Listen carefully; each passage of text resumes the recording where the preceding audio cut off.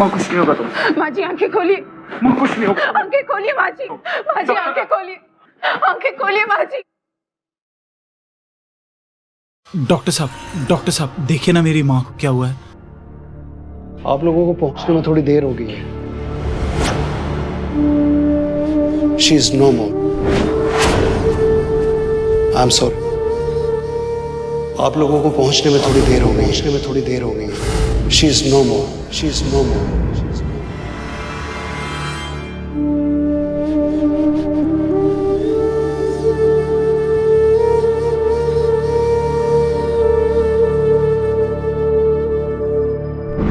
Sorry, आपने पहुंचने में देर कर दी। एक डॉक्टर की जुबान से निकला ये एक वाक्य किसी भी मरीज के परिजनों पर दुखों के पहाड़ की तरह गिरता है। कभी कभी चंद लम्हों की देरी सख्त रूप से बीमार एक मरीज को हमेशा के लिए जिंदगी से दूर कर देती है। स्नेहा की सास विमला के हाथ से भी वक्त ऐसे ही फिसल गया था। अस्पताल पहुंचने में हुई देरी की वजह से डॉक्टर ने उन्हें मृत घोषित कर दिया। पर यह देरी हुई क्यों विमला के घर वाले उन्हें समय से अस्पताल नहीं पहुंचा सके? क्या उन्हीं की देरी की वजह से डॉक्टर ने विमला की जिंदगी पर मौत की मोहर लगा दी, या फिर यह अस्पताल प्रशासन की लापरवाही थी कि उन्होंने टाइम से विमला को अटेंड नहीं किया, या फिर इन दो संभावनाओं के अलावा कोई तीसरा कारण था इस देरी का?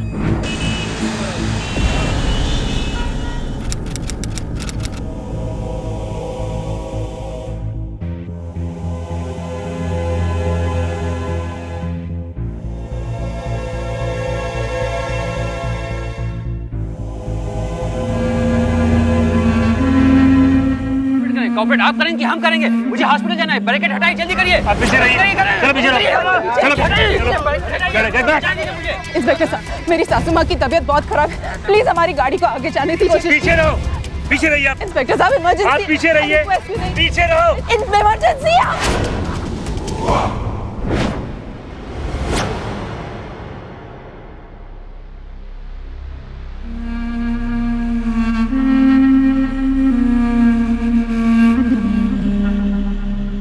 जी बच सकती थी। स्नेहा, अपने आप को संभालो। शायद भगवान को यही मंजूर था। नहीं, भगवान को यह मंजूर नहीं था। माँ जी को भगवान ने हमसे नहीं छीना। अब चलिए मेरे साथ। कहाँ? Police station. बोल। कुछ नहीं किया साहब। साहब कुछ नहीं किया मैंने। बता। कुछ नहीं किया साहब मैंने। बता। कुछ नहीं किया मैंने। स्नेहा, हम यहाँ पे क्यों आए हैं? तुम चाहती क्या हो? अब पता लगाइए ना कि कंप्लेंट कहाँ लिखवाते हैं। कंप्लेन किसके खिलाफ?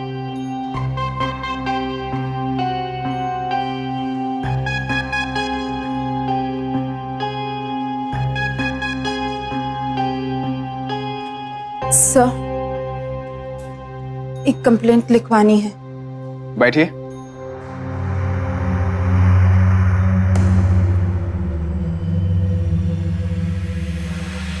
क्या कंप्लेन है आपके? कत्ल हुआ है। किसका? मेरी सासू माँ का। स्नेहा, एक मिनट, आप इन्हें बोलने दीजिए। किसने किया कत्ल?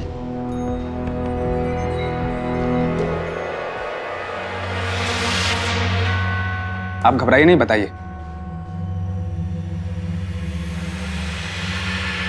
बद्रीनाथ त्रिपाठी। अरे हाँ जोशी जी, सुनिए, परसों सुबह की फ्लाइट से त्रिपाठी जी माता की दर्शन के लिए जाएंगे और माता जी का आशीर्वाद लेकर वो शिरडी होते हुए वो दिल्ली पहुंच जाएंगे, है कि नहीं? और जोशी जी आप जल्दी जाइए और इसका बुकिंग कराइए, जाइए। महेश जी, आप बताइए कैसा लग रहा है पोस्टर? बहुत बढ़िया है सर। ठीक है, ले जाओ। मैं क्या कह रहा था त्रिपाठी जी, इस बार आपको टिकट मिलेगी ना? नहीं, जनरल नॉलेज के लिए पूछ रहा था। अरे अग्रवाल साहब, अगर आपको चंदा नहीं देना है ना तो मत दीजिए। पुतन, गुस्सा नहीं करते। अग्रवाल जी से हमारी पुरानी जान पहचान है। अग्रवाल साहब, इस बार इलेक्शन में हमारी टिकट गारंटीड है। हाँ, भेज दो उसे। बस जब तक हमें इलेक्शन की टिकट नहीं मिल जाती, आप सबको इस बात का ध्यान रखना होगा कि हम पर किसी तरह की कोई उंगली नहीं उठनी चाहिए। आप पे कौन उंगली उठा सकता है? आप तो कितने नेक दिल इंसान हैं। अरे इंस्पेक्टर वर्मा, आप आज यहाँ कैसे? लगता है आज आप यहाँ हमारी इलेक्शन कैंपेन के बंदोबस्त का प्लान समझाने आए हो। नहीं त्रिपाठी जी, आपके खिलाफ कंप्लेंट कि आपने कत्ल किया है। क्या कत्ल? वो भी त्रिपाठी जी? अरे दिमाग तो सही है आपका। अरे कंप्लेन लिखवाने से पहले सोच तो लिया होता। स्नेहा सक्सेना नाम है उस लड़के का। मुझे लगा कि बात आगे बढ़े, मैं ही चल के बता दूं। ये लीजिए।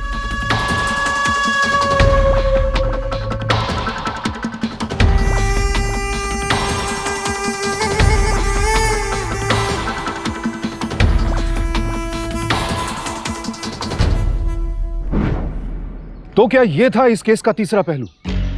विमला की मौत ना तो उनके घर वालों की और ना ही डॉक्टरों की लापरवाही की वजह से हुई थी। उनकी बहू स्नेहा के मुताबिक उनका कत्ल किया गया था, और यह कत्ल किया था एक नेता ने, बद्रीनाथ त्रिपाठी। स्नेहा ने बद्रीनाथ पर बेहद चौंकाने वाला और संगीन इल्जाम लगाया था। अब ऐसे में सवाल यह उठता है कि आखिर बद्रीनाथ एक आम औरत का कत्ल क्यों करेगा? क्या रिश्ता था उसके और विमला के बीच? और सबसे हैरानी की बात यह थी कि खुद स्नेहा का पति उसकी इस शिकायत को दे रहा था चुनौती। अरे कभी तो अपनी अकल का इस्तेमाल किया करो। मां तो मर गई है, ये आदमी हम लोगों को भी मरवा देगा। पॉलिटिकल आदमी है, अपनी प्रेस्टीज के लिए ये कुछ भी कर सकता है। तो क्या हम अपने इंसाफ के लिए आवाज तक नहीं उठा सकते? उनके डर से चुप बैठे रहेंगे? तुम्हारा दिमाग खराब हो गया क्या? मैं खोलता हूं। नमस्ते जी। स्नेहा सक्सेना जी का घर यही है क्या? जी। अच्छा। अरे दीदी नमस्ते नमस्ते। माता जी,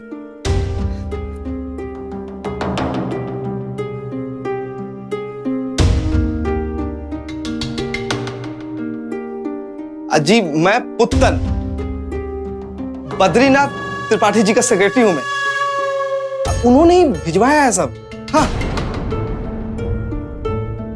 देखिए वो बहुत दुखी हैं आपकी माता जी का न्यूज सुन के।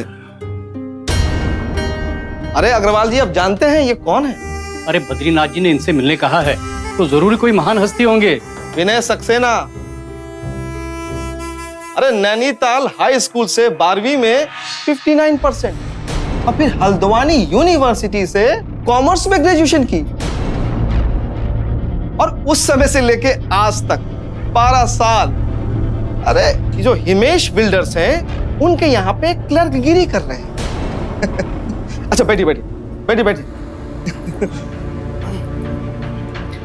देखिए ये तो कुछ भी नहीं। अरे हमारे बद्रीनाथ जी के पास आपके परिवार की पूरी हिस्ट्री है। आपका बेटा है ना कुणाल,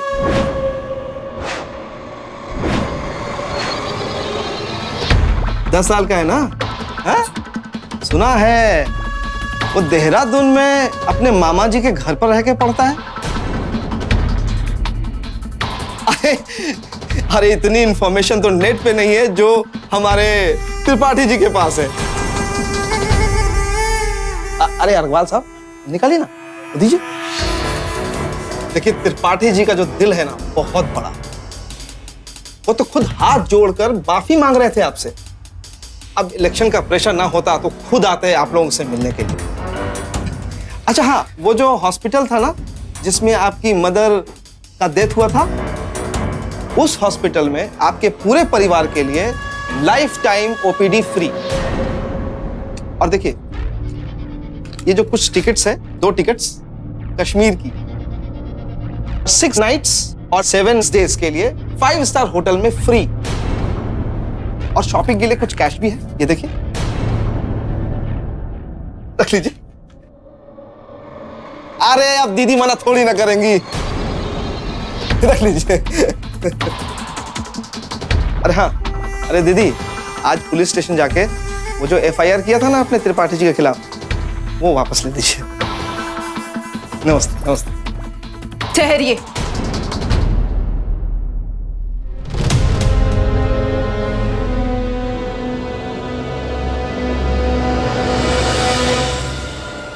अरे विनय बाबू, समझाइए अपनी धर्मपत्नी जी को, अभी इलेक्शन का टाइम है, इसीलिए हम कोई लफड़ा नहीं चाहते। मेरी सासू माँ के हत्यारे हैं आपके त्रिपाठी जी।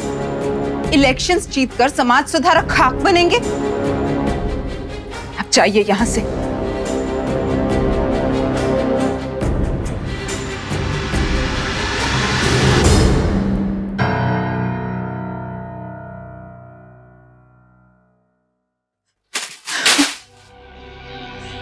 स्नेहा, ये क्या पागलपन है? वो माफी मांग रहे थे ना? माफी नहीं मांग रहे थे, माँ जी की हत्या की कीमत लगा रहे थे। अरे कोई फर्क नहीं पड़ता है, मां तो वापस नहीं आ सकती ना। लेकिन हम उन्हें इंसाफ तो दिला सकते हैं ना।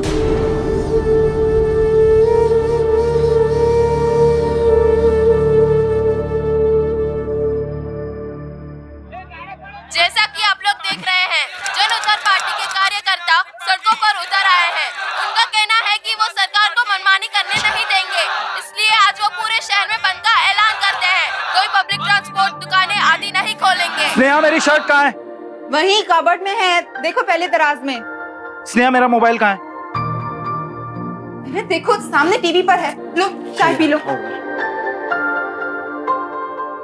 स्नेहा, मेरे सॉक्स कहाँ हैं?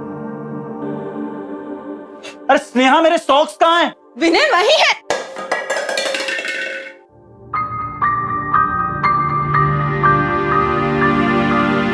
बहू, बहू, अरे अरे विनय, विनय खुद भी कुछ कर लिया कर। बहू घर भी संभाले, मुझे भी, ऊपर से तेरे ऑर्डर। अरे जरा बहू की मदद ही कर दिया कर काम में, निकम्मा कहीं का। माँ, कभी तो मेरी साइड लिया करो, हैं? हमेशा मुझे ही निकम्मा निकम्मा कहती रहती हो। अरे काम करता हूँ तभी घर चलता है। बड़ा काम करता है, कमाई तो तेरी उतनी की उतनी है, कमाई तो नहीं बड़ी। तुम्हारे लिए तो आलसी निकम्मा सिर्फ मैं ही हूँ, हैं? जैसे मैं कुछ काम ही नहीं करता हूँ। अरे शुक्र मना कि मैं जिंदा हूँ, तो बेचारी बहू को थोड़ा सुख मिल रहा। हाँ जी, अब चुप हो जाइए, आपकी तबीयत खराब हो जाएगी। चुप हो जाइए। हाँ, जा जा जा, कोई फर्क नहीं है तुझ में और उस बद्रीनाथ त्रिपाठी में। अरे वो बाहर मनमानी करता और तू घर में।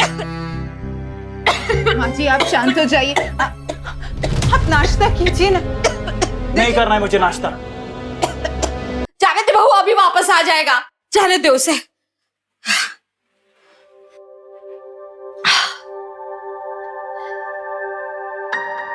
जाने दे बेटा, जाने दे, अभी वापस आ जाएगा या उसका फोन आ जाएगा। और एक बात बता दो, इतना सीधापन अच्छा नहीं है। पति हो या कोई और, सभी फायदा उठाते हैं। और बेटा एक बात का ध्यान रख, जब कोई साथ न देना तो तेरा ज्ञान ही तेरा साथ देगा, समझे? अब आप भी मेरी एक बात मानिए, ये गुस्सा करना ना आप छोड़ दीजिए। आप जानती हैं ना, आपका बीपी बढ़ जाएगा तो क्या हो सकता है। उसी का फोन होगा, मैं देखती हूँ। माफी मांगने के लिए फोन किया होगा। तू किचन साफ कर, मैं अभी आती हूँ।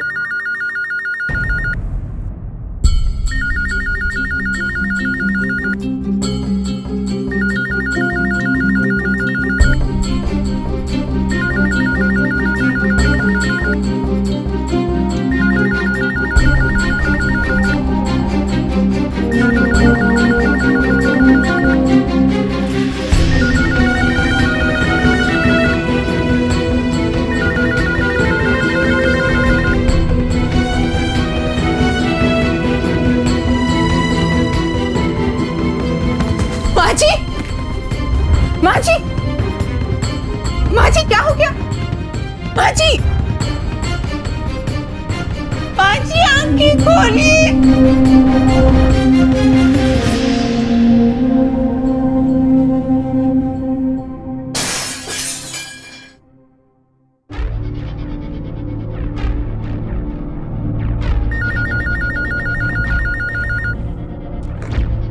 हेलो हेलो दीदी, हाल चाल सब ठीक है ना? नहीं कोई तकलीफ? अरे अरे, लगता है कि आपने मुझे पहचाना नहीं। अरे दीदी, मैं पुत्तन बोल रहा हूँ, त्रिपाठी जी के यहाँ से। नहीं, सोचा कि पूछ लें कि आपकी गर्मी कुछ कम हुई या नहीं। दीदी, आप त्रिपाठी जी का ऑफर ले रही हैं ना?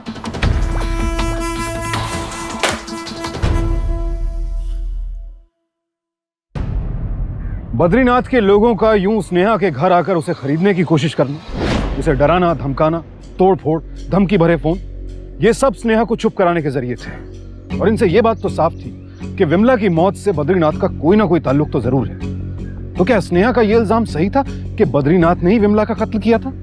अगर हाँ, तो फिर क्यों और कैसे हुई थी यह हत्या? इन सवालों का जवाब आना अभी बाकी था, और इन जवाबों को तलाशती स्नेहा बिल्कुल अकेली थी, क्योंकि उसके पति ने उसकी इस लड़ाई में उसका साथ देने से इनकार कर दिया था।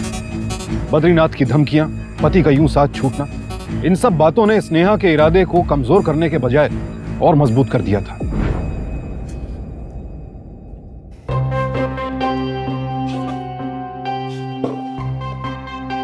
शुक्ला,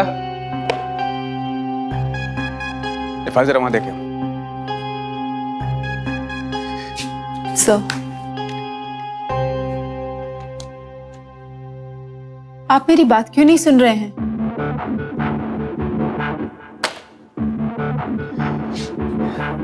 क्या दुश्मनी है आपकी नेताजी से? नहीं, मैं जानना चाह रहा हूं कि त्रिपाठी जैसा नेता आदमी आपके पीछे क्यों पड़ा हुआ है? कभी आप कहती हैं कि उसने आपकी सासू को मारा, और अब आप ये कह रहे हैं कि वो आपके घर पत्थर फेंकता है। देखिए मैडम, आप जो भी इल्जाम लगा रहे हैं वो कोई मामूली आदमी नहीं है जिसे बिना किसी सबूत के मैं उसे अंदर कर दूं। आप भरोसा रखिए, हम कुछ करेंगे। और हाँ, आपकी सासू माँ अब वापस आने वाली नहीं है, इसलिए क्यों खामखा पंगा लेके आप खतरा मोल ले रही हैं? आप जाइए यहां से।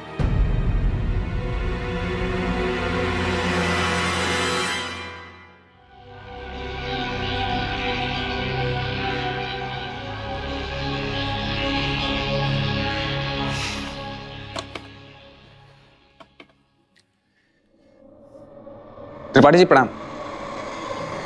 सर, स्नेहा सक्सेना आई थी। नहीं, अभी तो मैंने उसे समझा बुझाकर किसी तरह भेज दिया, लेकिन लगता है कि ज्वालामुखी किसी न किसी दिन फट जाएगी।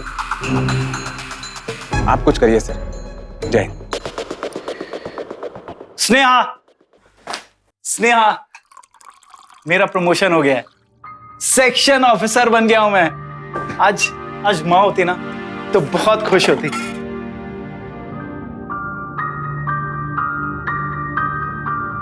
लेकिन इस प्रमोशन लेटर में ट्रांसफर ऑर्डर्स भी हैं। हाँ, हमें थोड़े दिनों में ही शहर छोड़ना होगा। और यहाँ जो मैं त्रिपाठी जी के खिलाफ कर रही हूँ। तुम्हें मेरे प्रमोशन से ज्यादा जरूरी है तुम्हारी बेतुकी लड़ाई लग रही है। ये प्रमोशन आपकी काबिलियत की वजह से नहीं, त्रिपाठी जी के डर की वजह से मिला है। वो चाहता है कि हम ये शहर छोड़ जाएं ताकि उसकी सच्चाई किसके सामने ना आए। चलो मान लेते हैं जो तुम कह रही हो वो सब कुछ सही है। मुझे प्रमोशन त्रिपाठी ने दिलवाया, ये लेटर मुझे पुत्तन ने लाकर दिया है, तो क्या करूं मैं? ना एक्सेप्ट करूं? जिंदगी भर बैठा रहूं वो क्लर्क बनकर? अरे तुम चाहती क्या हो? जिंदगी भर मां का मातम बनाता रहूं मैं? देखो स्नेहा, तुम्हारी जिद की वजह से मां वापस नहीं आ सकती।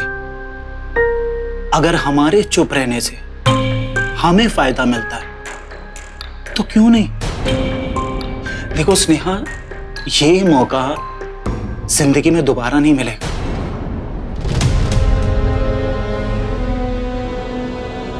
तुम नहीं समझोगी। विनय ने यह तो मान लिया कि उसकी इस तरक्की के पीछे बद्रीनाथ का ही हाथ था, और उसे बद्रीनाथ त्रिपाठी से इस तरह का फेवर लेने में कोई बुराई नजर नहीं आ रही थी। पर स्नेहा जानती थी कि यह बद्रीनाथ की साजिश है, अपने ऊपर लगे आरोप से छुटकारा पाने के लिए उसने तरक्की की ये चाल चली है। जाहिर है बद्रीनाथ नए नए हथकंडे अपनाकर किसी भी तरह से स्नेहा को चुप कराना चाहता था, पर बद्रीनाथ की ये हरकतें स्नेहा के आत्मविश्वास और हौसले की आग में घी का काम कर रही थी। स्नेहा ने ठान लिया था कि अब उसका कोई साथ दे या ना दे, वो खुलकर बद्रीनाथ से लड़ाई लड़ेगी।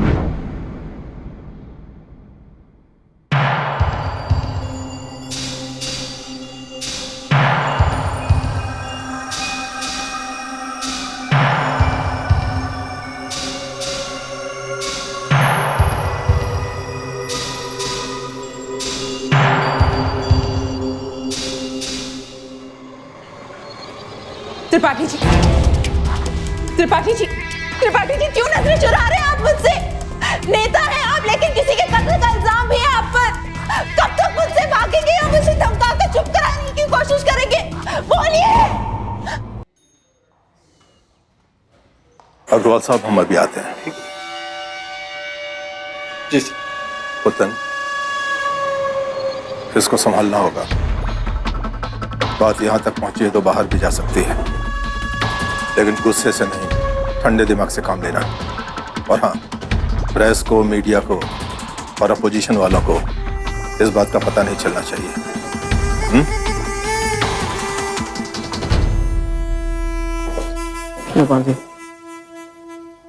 आई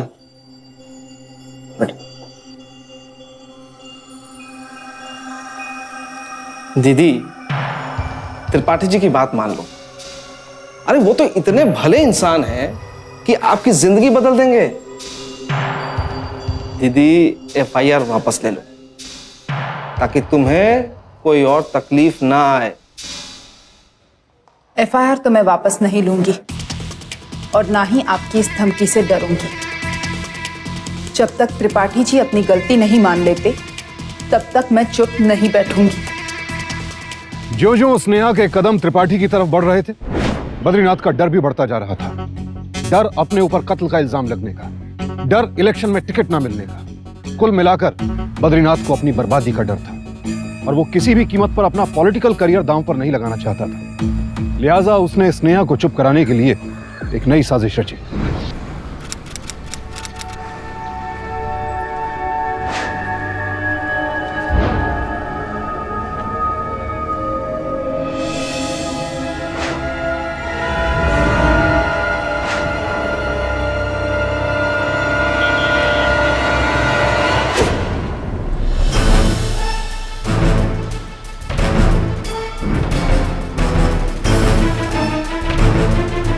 अरे हेलो,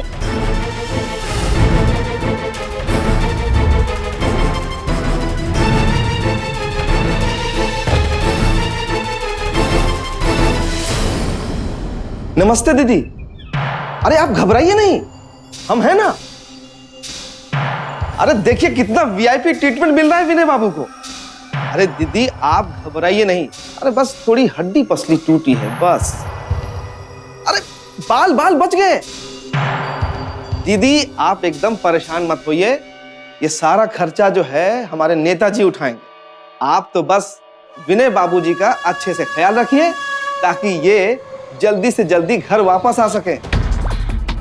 विनय बाबूजी, अब दीदी आ गई हैं तो हमारी ड्यूटी तो खत्म है। आप अपना अच्छे से ख्याल रखिए। हम चलते हैं। नमस्ते।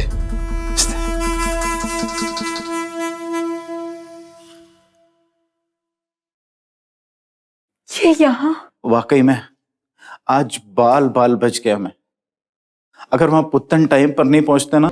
आपको बचाया नहीं गया है बल्कि मार के धमकाया गया है। अगर यही सच्चाई है तो तुम्हें तकलीफ क्या है? देखो, तुम्हारी जिद की वजह से ना हमें कुछ मिलेगा नहीं, लेकिन हम उससे ज्यादा खो देंगे।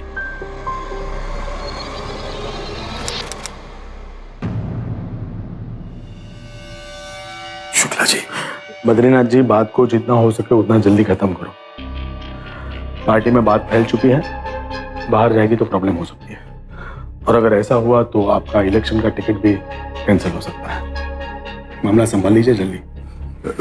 देखिए शुक्ला जी, आप चिंता न करें, ये बात यहाँ से बाहर नहीं पहुंचेगी और हमारी वजह से पार्टी को कोई नुकसान नहीं होगा। देखिएगा, हम इलेक्शन लड़ेंगे भी और जीतेंगे भी। 24 घंटे में बात दबा दो, वरना आप समझदार हैं। अच्छा जी।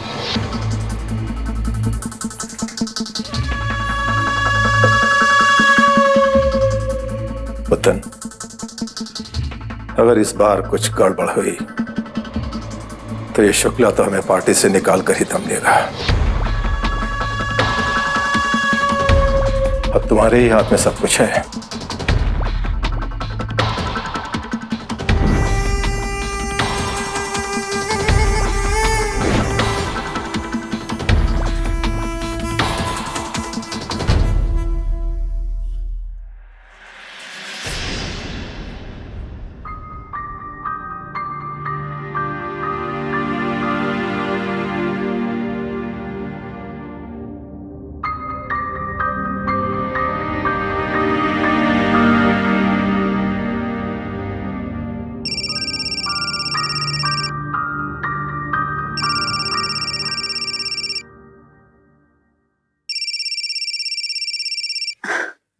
कुणाल बेटा, मम्मी क्या हुआ?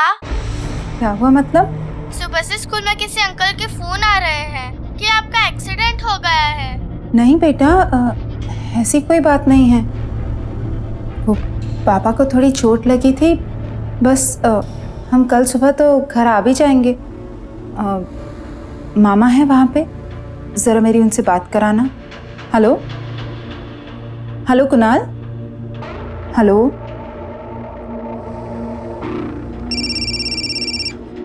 हेलो कुणाल। कुणाल नहीं, कुणाल का पुत्र मामा बोल रहे हैं दीदी।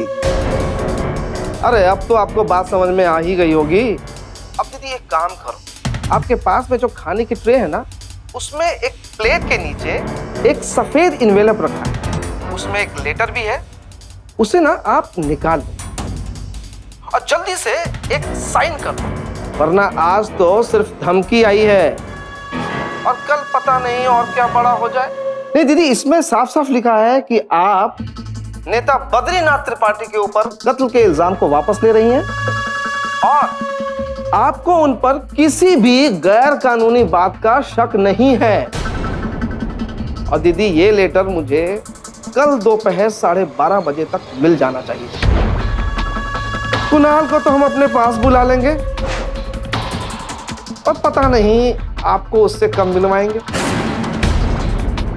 तो कल दोपहर हम आपको पार्टी दफ्तर के जो पास वाला मैदान है ना, वहां मिलेंगे ठीक 12:30 बजे। हाँ?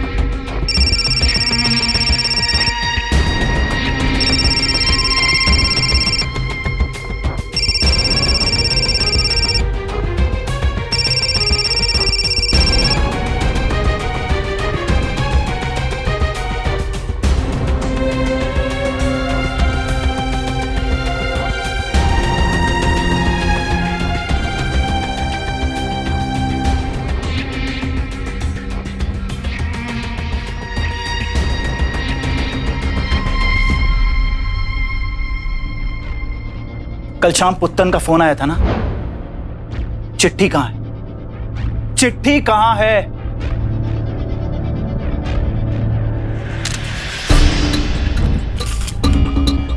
या तो तुम इस पे साइन करो, वरना मैं फर्जी साइन करता हूं। अब ना तो तुम्हें मेरी फिक्र है और ना ही कुणाल की। अरे ऐसी लड़ाई लड़ने का क्या फायदा जहां सबूत ही ना हो, और ऐसा साथ रहने का क्या फायदा जहां प्यार ही ना हो।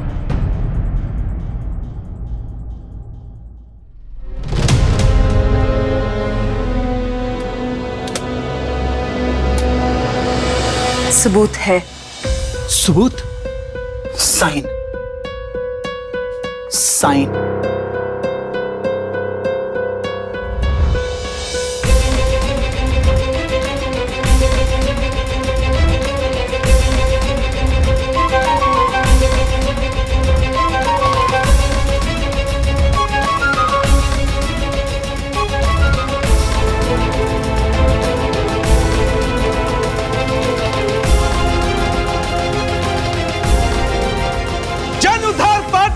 जिंदाबाद!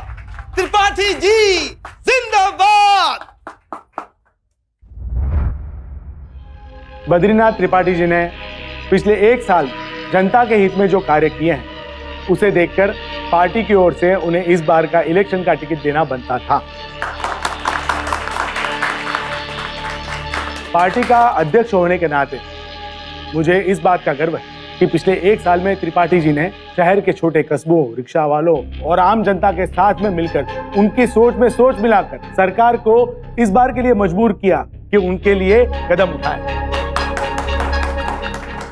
मुझे पूरा विश्वास कि इस बार के इलेक्शन में त्रिपाठी जी के नेतृत्व में हमारी पार्टी जरूर जीतेगी।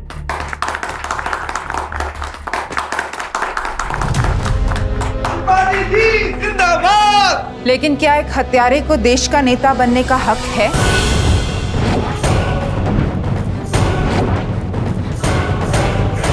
अगर है तो ये लीजिए आपका पहला वोट, आपके बेकसूर होने का सबूत, एक आम नागरिक को डरा धमका के जीता हुआ वोट। वतन शांत रहो। इस वक्त यहाँ पर मीडिया है, प्रेस है, तमाशा खड़ा हो जाएगा। तमाशा तो ये कर रही है। क्या हुआ पुट्टन भैया, दीदी का ये क्लीन चिट नहीं चाहिए? आप कहना क्या चाहती हैं? बद्रीनाथ जी कातिल हैं? जी। 25 फरवरी 2012 दोपहर 12:15 पर इन्होंने मेरी सासू माँ का कत्ल किया है। अपनी पहचान बनाने के लिए, आम जनता में अपना नाम बनाने के लिए, आज इस मंच पर उन नेक कामों की गिनती करवाने के लिए इन्होंने 25 फरवरी में शहर में बंद का ऐलान किया था, और वही बंद मेरी सासू माँ की मौत का कारण बना। उस दोपहर जब मेरी सासू माँ को अचानक दिल का दौरा पड़ा तो ना ही कोई डॉक्टर अवेलेबल था और ना ही कोई एम्बुलेंस। बड़ी मुश्किल से जब हम उन्हें बिना किसी फर्स्ट एड के हॉस्पिटल ले जाने के लिए निकले तो पूरे रास्ते में बैरिकेड्स, मारपीट, इनके चमचों की लगी रैली की वजह से हमें एक भी रास्ता ऐसा नहीं मिला जिससे हम सीधे हॉस्पिटल पहुंच पाए। मैंने पौने घंटे से यही चक्कर लगा रहे, हॉस्पिटल आगे ही है। अरे हॉस्पिटल के लिए जो भी रास्ता जाता है सब बैरिकेडिंग्स लगे हुए हैं। जनता को देना चाहिए। हटो हटो ना, जल्दी करिए। आप पीछे रहिए, चलो पीछे रहिए। अरे भाई बंद है तो क्या हुआ? हमारा इलाज करवाएगा। पिछले 15 मिनट से मैं यहाँ खड़ा हूँ इस ट्रैफिक में। बैरिकेड हटाइए, मुझे जाने दीजिए यहाँ से। जल्दबाजी करने से कोई फायदा नहीं है। सारी गाड़ियाँ निकल रही हैं। पीछे नेताजी की रैली चल रही है, सिक्योरिटी थोड़ी ज्यादा है, तो कोऑपरेट करो। अरे क्या कोऑपरेट? कोऑपरेट आप करेंगे कि हम करेंगे? ये बैरिकेड हटाइए, मुझे जाने दीजिए। हॉस्पिटल जाना मुझे। जल्दी करिए। आप पीछे रहिए, चलो पीछे रहिए, चलो चलो गेट बैक, गेट बैक, आप पीछे रहिए, चलो पीछे रहिए।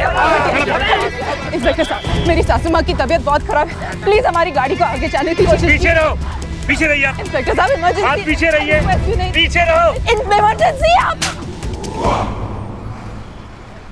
क्या हुआ? त्रिपाठी जी ने बंद बुलवाया है, उसकी वजह से सारे रास्ते बंद हैं और उस तरफ भाषण चल रहा है जिसकी वजह से सारे रास्ते जैम हैं।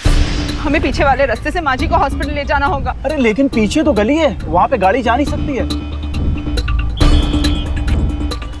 क्या कर रही हो तुम? आप गाड़ी यहीं छोड़ दीजिए, हाँ हम माँ जी को उस ठेले पर हॉस्पिटल लेके चलेंगे। चलिए हटिए, हटिए जरा।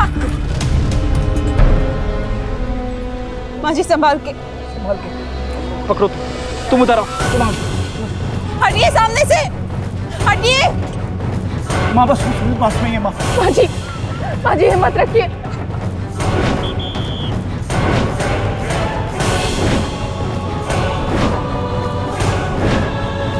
माँ जी अस्पताल आ गई है, बस थोड़ी देर।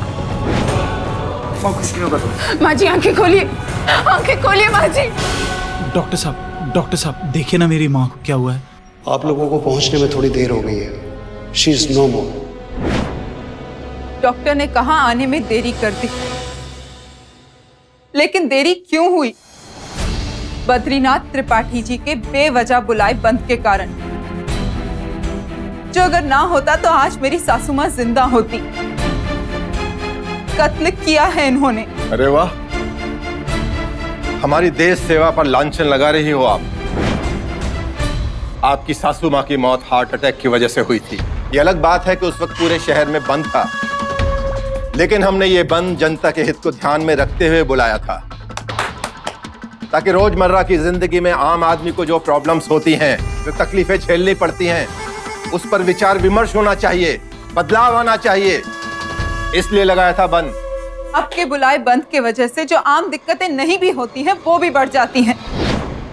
मेरी सासू माँ की हत्या उसी का एक उदाहरण है। क्या नाटक कर रही हो तुम? सबूत दिखाओ, क्या सबूत है तुम्हारे पास? इस तरह की बड़ी बड़ी बातें करके हम पर बेकार का लांछन मत लगाओ। जाओ यहां से, जाओ। माफ किया हमने।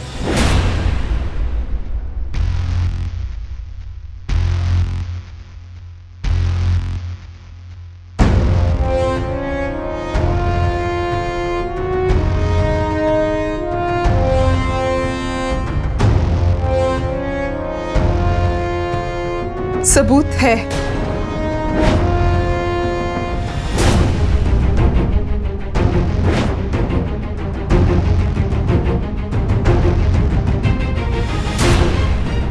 पच्चीस फरवरी 2012 को त्रिपाठी जी ने जनता की समस्याओं को सुधारने के लिए जिस बंद का ऐलान किया था, ये तस्वीरें और वीडियो उसी दिन का एक रिपोर्ट कार्ड है। एयरपोर्ट पर डिलेड फ्लाइट्स, शहर की सभी दुकानें बंद, जिनमें से कई मेडिकल स्टोर्स थीं, अस्पतालों में बीमार लोगों की भीड़, क्योंकि डॉक्टर या तो आए नहीं थे या फिर बंद के कारण देर से पहुंचे थे।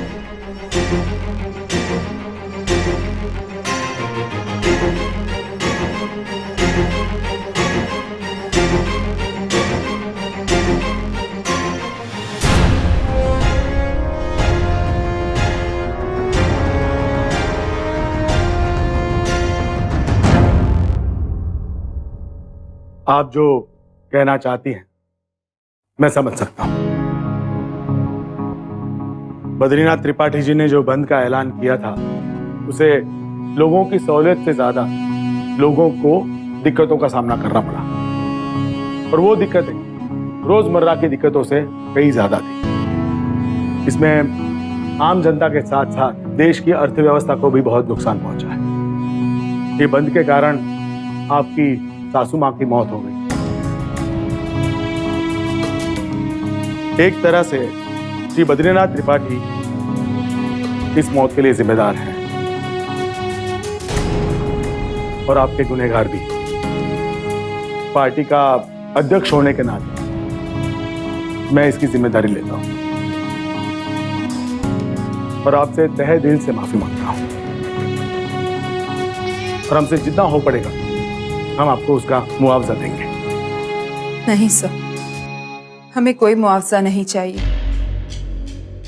मेरी सासू माँ तो अब वापस नहीं आएगी। बस आपसे विनती है कि आप या कोई भी और नेता आगे से कभी बंद ना बुलवाएं। मैं आप सब लोगों को यह बताना चाहता हूं कि आगे से हमारी पार्टी कभी कोई बंद का ऐलान नहीं करेगी, और ये मेरा वादा है। मैं पार्टी के कार्यकर्ताओं को और पदाधिकारियों को ये बताना चाहता हूं कि अगर ऐसी कोई जरूरत पड़ी कि प्रोटेस्ट करना पड़े, हेजिटेशन करना पड़े, तो जरूर करें, लेकिन आम जनता के जान माल की नुकसानी किए बिना। और अगर कभी कोई पार्टी बंद का ऐलान करे तो हमें इस बात का बंदोबस्त रखना चाहिए कि आम जीवन, आम जनता कोई परेशानी से न गुजरे।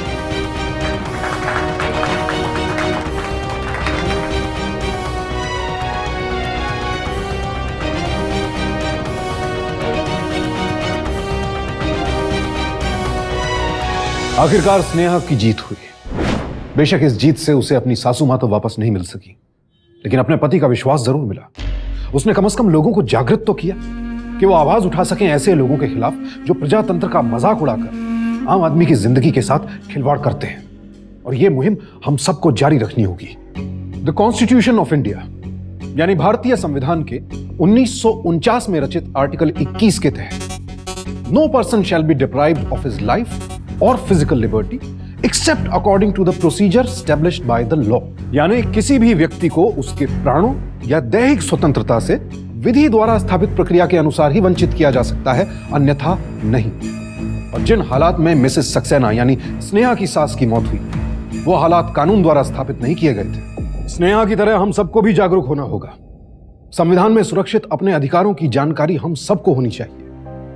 लोकतांत्रिक व्यवस्था में विरोध जरूरी है राजनीतिक संतुलन बनाए रखने के लिए। यह मुमकिन है कि किसी मुद्दे पर या सरकार के किसी फैसले पर सभी दल एकमत ना हो। ऐसे में जनता की नुमाइंदगी करने वाले राजनीतिक दल विरोध के तरीके अपनाते हैं, लेकिन दबाव बनाने के लिए बंद का ऐलान करना गलत तरीका है। और अब समय आ गया है कि हमारी नुमाइंदगी करने वाले ये राजनीतिक दल बंद का आह्वान करने से पहले अपने राजनीतिक फायदे से ऊपर उठकर आम आदमी के बारे में सोचें। और आप सबसे मुझे उम्मीद है कि हम सब जिम्मेदार बनेंगे, जागरूक रहेंगे। अब मैं सुशांत सिंह आपसे विदा लेता हूं। कल फिर मुलाकात होगी जुर्म से जंग की एक और ऐसी ही सच्ची घटना के साथ। देखते रहें सावधान इंडिया, इंडिया फाइट्स बैक।